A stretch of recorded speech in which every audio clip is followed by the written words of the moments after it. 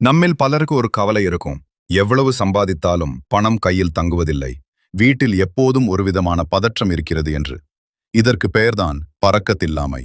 ஒரு வீட்டில் செல்வமும் நிம்மதியும் நிலைத்து நிற்க, ஆன்மீக ரீதியாகவும் நடைமுறை ரீதியாகவும் நாம் செய்ய வேண்டிய சில மாற்றங்கள் என்னென்ன இந்த வீடியோவில் பார்ப்போம். முதலாவது, அதிகாலை பொழுதை சரியாக பயன்படுத்துவது. நபிகள் நாயகம் ஸல்லல்லாஹு அலைஹி வஸல்லம் அவர்கள் கூறினார்கள், என் சமுதாயத்தினருக்கு அதிகாலை பொழுதில் பறக்கச் செய்யப்பட்டுள்ளது. அதிகாலையில் எழுந்து இறைவனைத் தொழுது அன்றைய வேலையை தொடங்குபவர்களின் வாழ்வில் வாழ்வாதாரம் பெருகும்.